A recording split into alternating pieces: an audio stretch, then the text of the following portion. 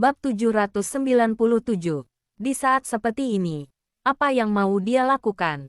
Daniel mengerutkan kening. Mungkinkah karena kejadian tadi malam, Rian menjadi gelisah. Duke sangat polos. Jika dia secara tidak sengaja membocorkannya, maka akan merepotkan. Seharusnya masalah proyek. Daniel belum menyetujui tentang bergabungnya keluarga Moore ke dalam proyek. Tadi malam Duke bilang bahwa dia ingin membahasnya, tapi belum ada hasil. 5 mitra lainnya masih menunggu kabar dan Duke sedang menunggu Daniel memberikan jawaban. Jadi sekarang dia datang untuk bertanya padanya. Daniel turun ke bawah. Tuan Besar dan Victoria sudah duduk di meja makan. Daniel tidak pergi ke ruang makan, tapi berjalan keluar dengan cepat. Mau kemana lagi? Tanya Tuan Besar. Duke datang. Aku akan menemuinya. Daniel menjawab dan berjalan keluar ke taman dengan cepat. Duke baru saja turun dari mobil. Daniel, untuk apa kamu datang sepagi ini? Daniel bertanya. Beberapa mitra masih menunggu jawabanku. Duke berkata dengan cemberut. Tadi pagi aku membujuk Tracy sekian lama agar dia mundur. Tapi dia tetap tidak setuju. Daniel sangat terkejut. Dia kira jika dia menggunakan identitas aslinya untuk mencium Tracy dengan paksa, Tracy akan menjadi marah dan mundur. Tapi tak disangka, dia malah menolak untuk mundur. Tampaknya kualitas psikologisnya jauh lebih kuat dari sebelumnya. Daniel, sekarang aku sangat dilema. Sulit untuk mengendalikan harimau. Lebih baik kamu menyetujuinya saja. Duke mengerutkan kening. Tracy bilang, jika kamu pikir investasinya terlalu sedikit, dia bisa menambahkannya. Tidak peduli apapun yang kamu katakan dan lakukan, dia tidak akan pernah mundur. Kamu pulang saja dulu. Nanti aku akan mencarimu. Daniel tidak ingin Duke bertemu dengan Tuan Besar. Kenapa? Duke sedikit bingung. Aku belum sarapan dan berpikir untuk sarapan di sini bersamamu. Kakek ada di sini. Jika dia tahu bahwa keluarga Moore ikut andil pada proyek ini, dia pasti akan marah, kata Daniel dengan suara rendah. Oh begitu. Wajah Duke berubah drastis. Kalau begitu aku pergi dulu. Dia hendak naik mobil ketika mobil Rolls-Royce Silver tiba-tiba melaju. Tracy datang ke sini. Rian buru-buru menutup gerbang. Daniel mengerutkan kening. Kenapa dia juga datang? Mobil berhenti. Naomi turun dari mobil, lalu membuka pintu kursi belakang dan sepasang kaki ramping keluar dari mobil. Tracy keluar dari mobil mengenakan setelan putih resmi. Kulit pucat tadi malam menjadi cantik dan menggerakkan hati orang lain dengan riasan ringan. Tatapan dingin dan mendominasi di matanya telah kembali. Tuan Daniel, maaf mengganggumu. Bibir Tracy melengkung membentuk lengkungan. Dia tampak sopan, tapi berani, karena tidak bisa mengubah pemikiranmu. Jadi aku sendiri yang datang. Tadi malam kesakitan setengah mati dan sekarang hidup dengan penuh aura kuat. Daniel mengangkat alisnya dan menatapnya dengan dingin dan sombong. Tapi suasana hatinya sebenarnya sangat rumit. Ketika Daniel menggodanya sebelumnya, Tracy bisa beralih di antara dua peran dengan mudah. Bersikap romantis dengannya di malam hari dan dingin padanya di siang hari. Tapi sekarang, dia telah mengendurkan batasan dan melanggar prinsip berkali-kali karena perasaan pribadi. Jika terus seperti ini, apa? Tracy tidak tahu bahwa Daniel yang membantunya ketika dia jatuh sakit tadi malam. Nona Tracy, Naomi berbisik di telinganya. Wajah Tracy tiba-tiba berubah menjadi muram dan dia berteriak dengan marah. Siapa yang menyuruhmu membiarkan dia masuk? Bawahanku lalai. Naomi segera menundukkan kepalanya dan meminta maaf. Tracy, nanti kita bicarakan hal ini lagi. Kita pergi saja dulu. Duke buru-buru menarik Tracy. Tuan Besar ada di sini. Jika dia tahu kamu bergabung, proyek ini akan benar-benar hancur. Meskipun Duke tidak tahu hubungan pribadi antara Daniel dan Tracy, dia juga tahu seberapa dalam perselisihan antara keluarga Wallens dan keluarga Moore. Tuan Besar juga ada di sini. Tracy mengangkat alisnya ketika dia mendengar kalimat ini. Kebetulan, aku juga ingin bertemu dengannya. Bab 798. Sungguh emosi yang luar biasa. Terdengar sebuah teriakan marah dari dalam taman. Wajah Daniel berubah drastis dan buru-buru mengedipkan mata pada Duke. Tracy, kita pergi saja dulu. Duke menyeret Tracy ke dalam mobil. Duke, apa yang kamu lakukan? Tracy sedikit kesal, tapi mengingat keadaan keseluruhan, Dia tetap naik mobil dan hanya menatap Daniel dengan marah. Daniel, kamu harus memberikan jawaban hari ini. Alis Daniel berkerut dan dia memberi isyarat, cepat pergi. Duke buru-buru mendesak sopir untuk cepat pergi. Cit, begitu mobil melaju keluar. Gerbang taman terbuka. Sanjaya mendorong kursi roda Tuan Besar keluar dan hanya melihat bayang-bayang dua mobil yang melaju kencang.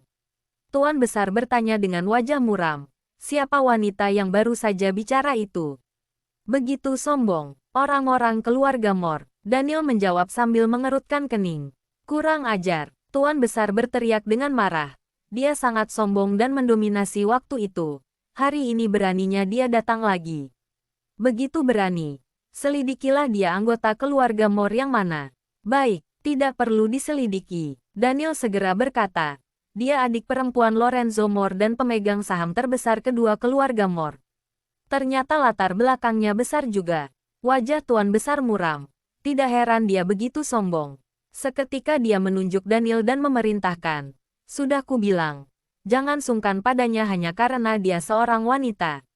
Lain kali, jika dia berani memprovokasi keluarga Wollens lagi, akan kupukul kau dengan keras. Iya, aku tahu. Daniel mengangguk dan dengan sengaja menenangkan. Kakek tenang saja. Cucumu punya beberapa cara untuk menghadapinya. Tidak akan merugikan. Ketika saatnya tiba untuk menikahinya, dia tidak akan bisa sombong lagi. Tuan Besar mengangguk puas. Oh ya, kenapa Duke bisa bersama keluarga Mor? Dia ingin menghasut Duke. Daniel berkata dengan santai. Jadi aku sakit kepala akhir-akhir ini, karena aku sibuk menghadapinya. Duke berhati lembut dan polos. Kamu harus mengingatkannya. Tuan Besar mengerutkan kening. Nanti aku akan menelepon Tuan Besar Louis, agar dia tidak tertipu. Jika sesuatu terjadi pada wilayah kita, maka kita akan sulit menanganinya. Tidak perlu. Tidak perlu. Daniel buru-buru menghentikan. Aku akan menangani masalah ini. Jika kamu menelepon Tuan Besar Louis, maka dia akan dalam masalah atau akan kembali dikawal. Oke, kamu harus menanganinya hingga beres. Tuan Besar mendesak. Masuklah. Sarapan dulu. Oke. Daniel mendorong kursi roda Tuan Besar masuk dan dia merasa lega. Tadi terlalu menakutkan. Jika Tuan Besar keluar 1 menit lebih awal, dia akan bertemu dengan Tracy. Untungnya, Sanjaya sudah tua dan lambat. Namun, dia masih harus membujuk Tuan Besar agar cepat pergi. Saat sarapan, Tuan Besar menyuruh Daniel untuk memperlakukan Victoria dengan baik. Jangan sibuk bekerja dan meninggalkannya sendirian. Pada saat bersamaan, dia juga mengingatkan Daniel agar jangan bersikap sungkan pada orang-orang dari keluarga Mor. Bahkan jika perlu, harus menampilkan wajah dan musuh dalam gelap akan terlihat. Semua orang akan bertarung di atas panggung untuk melihat siapa yang hidup dan siapa yang mati. Daniel mengerutkan kening setelah mendengar perkataan ini. Tuan Besar selalu berhati-hati dalam melakukan segala hal. Dia mempertimbangkan situasi keseluruhan dan meninggalkan ruang untuk orang lain. Tapi dia tidak pernah sungkan pada orang-orang dari keluarga Mor. Tampaknya perselisihan antara keluarga Mor dan Wollens benar-benar sudah mengakar dan tidak bisa diselesaikan. Setelah sarapan, Victoria menyebut ketiga anak dengan lembut. Tuan Besar segera mendesak Sanjaya untuk menyiapkan mobil dan bergegas pulang untuk menjaga anak-anak. Daniel tidak meminta hal lainnya dan segera mengantar mereka ke mobil. Melihat mobil Tuan Besar keluar dari villa, Daniel menghela napas lega. Tapi ketika dia menoleh ke belakang, dia menemukan bahwa Andi dan Kiki masih di sana dan dia mengerutkan kening lagi. Tuan Besar tetap memasang mata-mata. Tampaknya sandiwara antara dia dan Victoria tetap harus berlanjut. Tuan Besar tidak bisa dibodohi. Bab 799. Setelah mengantar Tuan Besar, Daniel hendak pergi ke tempat Duke. Sebelum pergi, dia berkata kepada Victoria, kamu istirahatlah di sini. Jika merasa bosan, minta seseorang membawamu jalan-jalan. Pemandangan di Taman Luke Hills sangat indah. Mengerti? Bekerjalah dengan tenang. Jangan mengkhawatirkan aku. Victoria tersenyum dan memberi isyarat dengan polos. Daniel meninggalkan beberapa orang untuk merawatnya, lalu pergi dengan tergesa-gesa bersama Rian, Hartono, dan yang lainnya. Ketika mereka datang ke villa bergaya Tiongkok, Duke sedang sarapan dan Daniel tidak sungkan untuk mendekat, lalu duduk dan mulai makan. Kamu belum sarapan. Duke buru-buru memanggil para pelayan agar menyajikan peralatan makan untuk Daniel dan menyuruh mereka membuat dimsum ala Hong Kong yang disukai Daniel. Dia benar-benar lupa. Kemarin dia baru saja bilang bahwa dia ingin putus hubungan dengan Daniel, si binatang buas yang merampas cintanya. Daniel benar-benar kelaparan. Dia belum makan sejak tadi malam. Melihatmu seperti ini, kamu benar-benar sedang kelaparan. Duke menatapnya dengan alis yang berkerut. Kamu belum makan sejak tadi malam kan? Menurutmu? Daniel memutar mata ke arahnya. Baiklah. Kamu sudah bekerja keras. Duke merasa sedikit bersalah. Aku yang tidak mengaturnya dengan benar. Di mana Tracy? Daniel bertanya. Di kamar. Aku akan memanggilnya. Duke hendak bangkit. Tapi Daniel memegangnya. Kita diskusi dulu. Oh, Duke sedikit gugup ketika dia mendengar bahwa dia akan berdiskusi dengannya. Jika Tracy bergabung, dan menurutmu itu akan mengurangi keuntunganmu, aku bisa memberikan keuntungan. Kamu tahu bukan itu yang aku pedulikan. Daniel menatap Duke dan tidak bisa menahan sakit kepalanya. Kalau dipikir-pikir, seharusnya aku tidak membawamu terjun ke dalam bisnis ini. Otakmu ini, duh. Daniel tidak bisa mengatakan apa-apa, hanya menghela napas. Pada saat ini, Tracy yang ada di dalam kamar menjadi muram dan tatapannya begitu tajam. Naomi dan yang lainnya berlutut. Semua menundukkan kepala dan tidak berani bernapas. Jadi, Duke yang memanggilnya ke sini. Naomi sudah menjelaskan seluruh kejadian tadi malam. Setelah mendengarkan, Tracy dengan marah bertanya, apa yang kalian berdua lakukan? Kalian tidak menghentikannya. Aku menodongkan pistol ke arahnya. Tapi dia masih mendobrak dan tidak bisa dihentikan. Paula menjelaskan dengan suara rendah. Aku juga menghentikannya. Tuan Daniel mendorongku menjauh dengan kekuatannya yang besar. Ketika aku bangkit berdiri, dia sudah bergegas ke kamar mandi dan... Setelah itu, Naomi tidak berani berkata-kata lagi. Wajah Tracy pucat karena marah. Jelas-jelas Daniel melihat dirinya yang telanjang. Saat itu situasinya mendesak dan kami benar-benar tidak bisa menghentikannya. Paula menjelaskan dengan hati-hati. Anda sangat kesakitan. Meskipun Tuan Daniel berperilaku kasar, tapi itu juga demi menyelamatkan Anda. Kasar. Tracy mengerutkan kening ketika dia mendengar kata itu. Seberapa kasar? Dia duduk di tepi bak mandi, meraih pergelangan tangan Anda dan meminta Dokter Lily untuk menyuntikkan Anda. Tapi Anda terus menendang dan meronta. Bahkan menendang Dokter Lily ke lantai dan Dokter Lily sama sekali tidak bisa melakukan apa-apa. Paula menatapnya dengan takut-takut. Tidak berani lanjut berbicara. Katakan, Tracy menahan amarah. Akhirnya dia masuk ke bak mandi. Menekanmu, memegang pergelangan tanganmu dan meminta Dokter Lily untuk menyuntikkan. Suara Paula sangat kecil, tapi Tracy masih bisa mendengarnya dengan jelas. Wajahnya berubah menjadi semakin pucat. Aku ingin menghentikannya, tapi sayangnya aku dihentikan oleh Duke. Naomi berkata dengan pelan. Sebenarnya, Tuan Daniel tidak seburuk itu.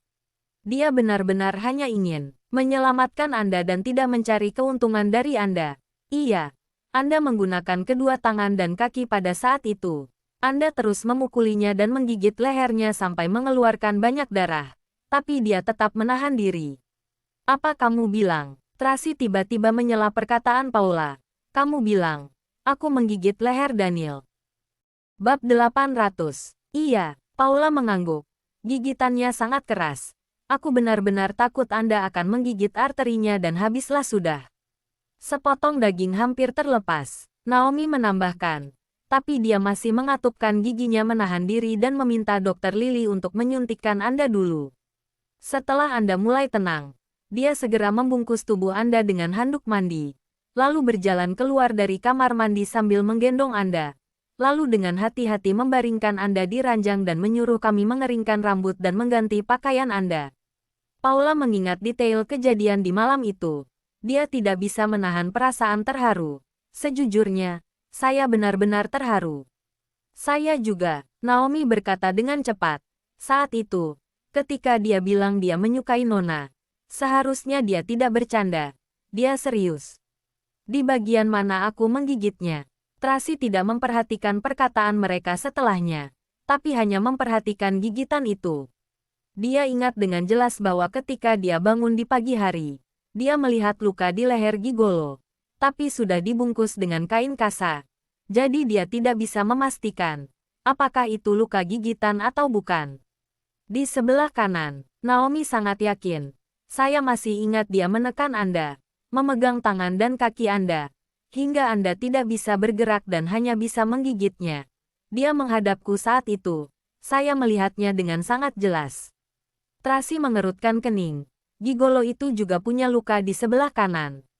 Jangan-jangan, tok-tok, pada saat ini, seorang pengawal wanita datang untuk melaporkan. Nona Tracy, Tuan Daniel sudah datang. Duke mengundang Anda untuk bergabung. Tracy kembali sadar, lalu bangkit berdiri dan berjalan keluar. Di ruang makan, Duke sedikit gelisah. Apakah seperti ini baik? Entah minta dia mundur sekarang atau dengarkan aku. Daniel sangat tegas. Oke, Duke sedikit ragu-ragu. Kalau begitu katakan padanya maksudmu. Kenapa kamu begitu takut padanya? Daniel menatapnya dengan jijik. Dia tidak takut. Dia hanya tahu rasa hormat. Tiba-tiba terdengar suara Tracy dengan nada arogansi dan ketidakpuasan. Daniel menoleh untuk melihatnya. Alisnya seperti pisau dengan pengawasan yang rumit. Seolah-olah dia ingin menatapnya terus-menerus. Kamu mengatakan seperti ini. Seolah-olah aku tidak menghormatimu. Daniel mengangkat alisnya dan menatapnya. Tuan Daniel biasanya selalu angkuh dan tidak pernah memandang serius siapapun. Tracy merentangkan tangannya. Tapi, apa yang bisa aku lakukan? Aku hanya seseorang yang tidak berarti. Haha, Daniel tidak bisa menahan tawa. Dia harus mengakui bahwa setelah pengalaman 2 tahun, kekuatan serangan dan kemampuan bertahannya memang 100 kali lebih kuat. Tidak peduli apa yang Daniel katakan, dia bisa mengatasinya dengan mudah. Apalagi dia bisa mengambil inisiatif untuk memprovokasi perang kapan saja dan dia masih bisa menghadapinya dengan baik. Kekuatan dan pemikirannya sudah cukup hebat. Sebenarnya dalam dunia bisnis terkadang yang diperjuangkan adalah kemampuan dan cara bermain. Bagaimana? Tracy duduk di kursi sofa di seberangnya dan mengangkat dagunya dengan arogan. Sudah ada kesimpulannya. Aku setuju kamu bergabung dalam proyek ini, tapi ada syaratnya. Daniel bersandar di kursi dan menatapnya sambil tersenyum. Pertama-tama, kamu harus mendapatkan dukungan dari dunia olahraga negara Emron. Tracy mengerutkan kening dan berbalik menatap Duke. Duke buru-buru menundukkan kepalanya. Tidak berani bernapas. Bukankah syarat ini terlalu tidak masuk akal?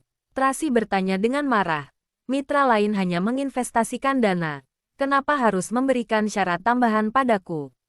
Selain itu, kamu sebagai investor terbesar juga tidak punya dukungan apapun. Bukan seperti itu, Duke berkata dengan hati-hati. Pada tahap awal perencanaan proyek, dia sudah menerima dukungan dari negara Frown. Bahkan aku saja tidak bisa melakukannya. Kalau begitu investor lain juga tidak. Investor lain. Jumlah investasinya sama dengan milikmu dan rasio sahamnya hanya sepertiga dari milikmu. Daniel memotongnya. Apakah menurutmu ini adil bagi mereka? Tracy tidak bisa berkata-kata lagi. Meskipun para investor itu takut dengan status keluarga Moore dan tidak berani menolak, tapi dari sudut pandang bisnis, dia benar-benar harus menunjukkan kekuatannya sebelum dia mulai bergabung.